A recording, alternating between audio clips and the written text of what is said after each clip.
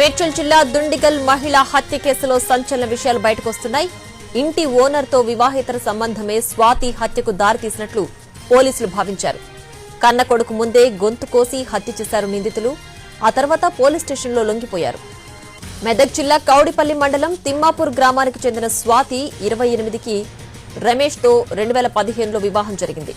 వీరికి 2 కుమారులు, ఏడాదిన్నర నుంచి భార్యాభర్తల మధ్య మనస్పర్ధలు ఏర్పడ్డాయి. రమేష్ తన పెద్ద కుమారుడితో వేరుగా ఉంటున్న స్వాతి తన చిన్న కొడుకుతో కలిసి బహదూర్పల్లిలోని గ్రీన్ హిల్స్ కాలనీలో ఓ ఇంట్లో అద్దెకుంటోంది. స్వాతికి ఇంటి యజమాని అయిన రియల్ ఎస్టేట్ వ్యాపారి బోయ కిషోర్తో వివాహేతర సంబంధం ఉంది. అప్పటికే పెళ్లయ్యి పిల్లలు ఉన్న కిషన్ ను తనను రెండో వివాహం చేసుకోవాలని స్వాతి ఒత్తిడి తీసుకొచ్చింది. దీంతో కిషన్ కుటుంబంలో గొడవలు మొదలయ్యాయి.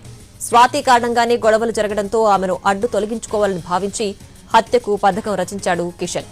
ఇందులో భాగంగా బౌరంపేటలోని కేఎల్ యూనివర్సిటీ వద్ద ఫుడ్ కోర్ట్ నిర్వహిస్తున్న తన అల్లుడు రాజేష్, తన రియల్ ఎస్టేట్ కార్యాలయంలో పనిచేసే వంశీ సాయం తీసుకున్నాడు. శనివారం ఉదయం 6 గంటల సమయంలో రాజేష్, వంశీలు గ్రీన్ హిల్స్ కాలనీలోని స్వాతి ఇంటికొచ్చి ఆమెను కత్తితో గొంతు కోసి దారుణంగా హత్య చేశారు. తన కుమారుడి కళ్ల ముందే తల్లిని అతి కిరాతకంగా హత్యమార్చారు.